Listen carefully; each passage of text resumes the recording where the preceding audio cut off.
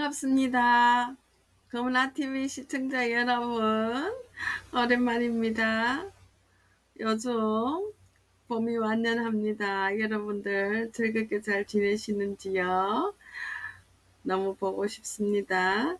오늘은 봄날은 가고 이렇게 좋은데 자기 내면은 추운 겨울이거나 쓸쓸한 가을이거나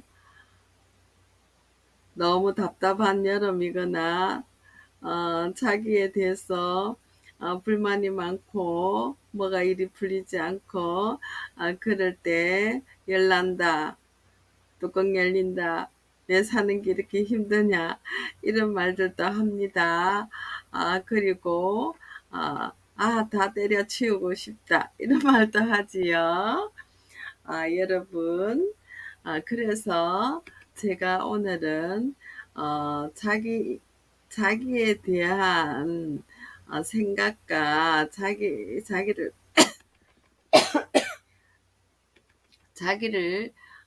받아들인다는 것이 잘 되는 사람이 있지만 그것이 잘 안 되는 사람이 있어요. 그럴 때 우리는 어떻게 해서 조금씩 고쳐 나가야 되는지를 한번 생각해 보고자 합니다. 우리가 집을 인테리어 하거나 집을 짓거나 또는 어떤 하나의 일을 하기 위해서 그 기술을 배워야 되지요. 기술도 배우고 공부도 하고 디자인을 하고 기획을 하기 위해서 많은 연구를 하게 되고 또 실제 그것을 행동으로 옮길 때는 성공할 때도 있지만 실패할 때도 있고 그런 과정을 두루 거치면서 나중에 아주 아름다운 집을 짓는 전문가가 될 수 있습니다. 우리 사람도 역시 마찬가지입니다. 자기 자신에 대해서 얼마나 많이 알고 또 얼마나 자기를 고쳐 나가고 자기 자신을 인테리어하고 자기 자신으로 만들기 위해서 우리는 가만히 있다고 해결되는 것이 아니고 항상 뭔가 생각하고 노력을 하면은 그렇게 아름답게 되는 것입니다. 우리가 마음을 먹으면 집도 청소하고 깨끗이 하면 집도 아름답게 되듯이 자기 자신에 관한 것도 역시 마찬가지지요. 그래서 저는 오늘 우리가 이 자기에 대한 인식이나 자기 수용은 자기의 그 내적인 안정과 성장을 위해서 아주 중요한 요소입니다. 그래서 이제 구체적으로 그러면 어떻게 해야만 자기에 대한 것을 더 잘 알 수 있을까를 살펴보겠습니다. 일단은 첫 번째로 자기의 감정을 잘 인식하고 수용하는 것입니다. 감정. 우리 인간이 감정을 빼면 어떻게 되겠습니까? 그래서 우리는 종종 자기 감정을 무시하고 살아갈 때가 많지요. 자기 감정을 이해하고 받아들인다는 것이 참 중요해요. 타인의 감정을 알아주고 이해하고 받아들여서 상호작용하는 것도 또 상호소통하는 것도 물론 중요합니다. 우선 그렇게 하기 전에 내 자신의 감정부터 잘 이해하고 받아들이는 것이 중요하지요. 예를 들어서 내가 지금 슬프다. 또 나는 화가 났다. 분노. 또 나는 지금 뭔지 모르게 이유 없이 불안하다. 같은 감정을 우리가 무시하고 넘어가지 말고 이것을 자유롭게 인정을 하고 수용을 해야 됩니다. 내가 왜 슬프지? 나는 왜 화가 나지? 나는 왜 불안하지? 이렇게 일단은 의문을 가져보고 수용을 하는 것입니다. 두 번째는 자기 가치 인식입니다. 자기 가치. 그러니까 누구나 가치를 어떻게 느끼느냐에 따라서 그 삶의 방향이나 삶의 모든 것이 달라지지요. 어, 자기 가치 인식이란 자기 능력, 자기 가치, 자질을 인정하고 긍정적으로 평가하는 것이 아주 중요합니다. 그래서 지금 현재 자기 가치를 높이고 자신을 소중히 여기는 것도 자기 수용의 아주 중요한 부분이라고 할 수가 있겠습니다. 세 번째로 자기 이미지와 자아를 인식하는 것도 중요합니다. 자기 이미지. 여러분들은 자기 이미지가 어떤 이미지입니까? 어, 자신의 모습과 성격을 현실적으로 이해하고 수용하는 것이 중요합니다. 즉, 우리는 아무도 완벽할 수 없지요. 완벽하지 않는 자기 자신을 받아들이고 자신을 인정하는 것이 중요해요. 그런 자기 인식과 자기 수용이 이 세 가지로 중요합니다. 감정을 인식하고 수용한다는 거나, 자기 가치를 인식한다는 거나, 자기 이미지와 자아를 인식한다는 거, 이거 정말 중요하지요. 그런데 이러한 자기 인식이나 자기 수용이 어려운 사람들이 있어요. 우리가 살다 보면 또 이렇게 여러 사람들과 만나다 보면 요즘 속된 말로 또라이라는 말도 많이 쓰는데 도대체 이해가 안 가는 행동과 이해가 안 가는 말과 이해 안 가는 여러 가지의 생각을 갖고 있는 사람들이 있어요. 그런 사람들 위한 조언적인 그런 이야기를 하도록 하겠습니다. 이제 그런 사람들은 첫 번째는 자기 탐구를 해야 되는 것이 필요하는데, 이 자기 탐구라는 것은 그냥 뭐 수박 겉핥기로 하는 것이 아니라 자신에 대해서 좀 더 깊이 탐구하고 이해하는 것이 중요하거든요. 그래서 그것은 다양한 방법으로 자신을 탐구하고 자신의 감정과 욕구를 이해하는 것이 도움이 됩니다. 음, 두 번째는 심리 상담이나 또는 치료를 받는 것도 필요하지요. 우리가 몸을 다쳤을 때도 병원 가지만 일단은 자기 자신에 대해서 한번 타인과 상담을 해보는 것도 참 중요합니다. 객관적으로 자기를 볼 수가 있습니다. 자기 인식과 자기 수용의 경우가 상당히 어려울 때는 계속 이상한 행동으로 타인에게 지시를 받지 말고 일단 전문가의 도움을 받아보는 것도 필요합니다. 그래서 그 상담이나 치료를 통해서 자기 자신을 다시 한번 이해하고 받아들이는 방법도 있습니다. 이제 세 번째는 뭐냐 하면 대개 이런 수용이 잘 안 되는 사람들은 자기 존중감을 강화시킬 필요가 있어요. 자기 존중감을 향상시키기 위해서는 긍정적인 자기 이미지를 일단 구축하고 강화하는 것이 중요합니다. 자신을 소중히 여기고 자신에게 자비롭게 대하는 것이 중요합니다. 자신을 소중히 여긴다. 자신에게 자비롭게 대한다. 참 이 말이 참 새롭게 들리네요. 자신을 소중히 여기는 사람이 타인도 소중히 여기고 자신에게 자비롭게 대하는 사람이 타인에게도 자비롭게 대합니다. 네 번째는 자기에게 관심을 기울일 필요가 있는데 자기에게 관심을 기울이기 위해서는 시간을 내어서 자신과 대화를 해야 됩니다. 자신과의 대화, 즉 나의 내면의 목소리, 거기에다가 귀를 한번 기울여 보세요. 분명히 자기 내면에서 어떤 소리가 들릴 겁니다.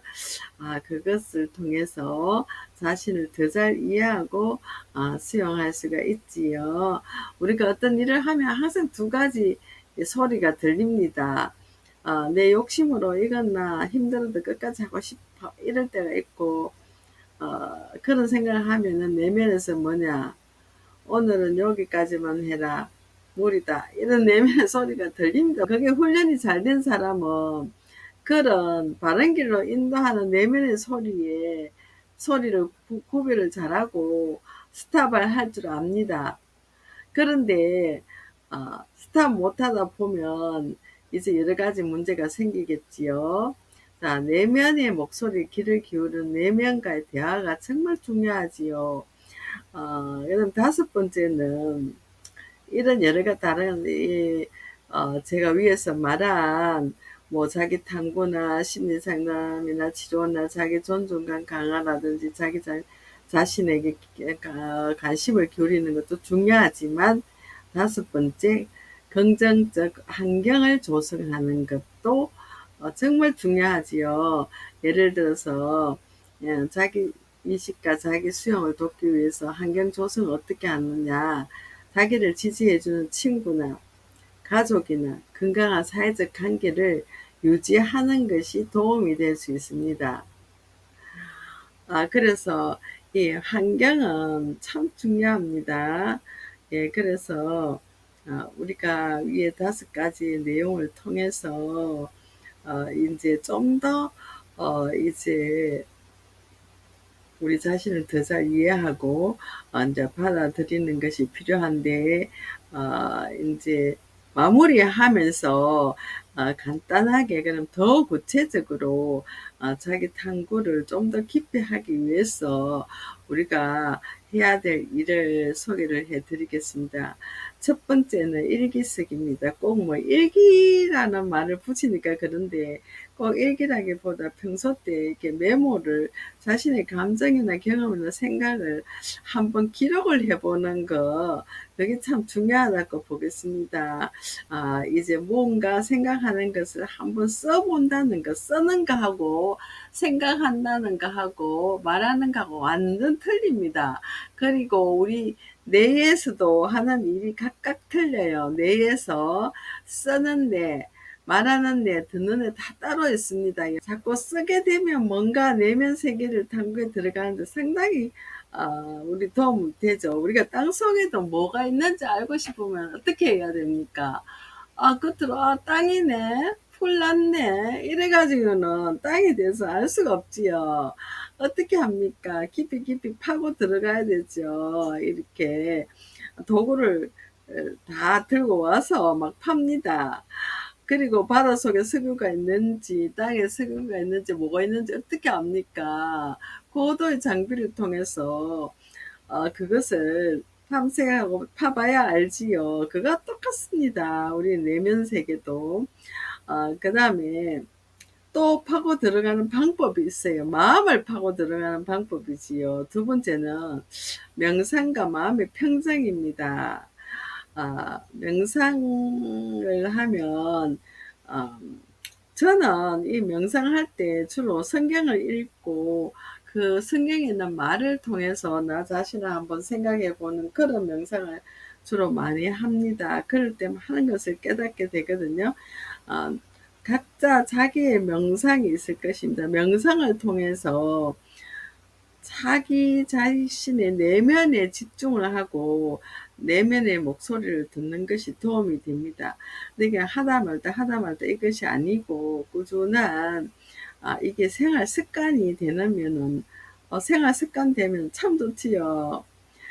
정기적인 명상은 자기 탐구에 참 도움이 되고요.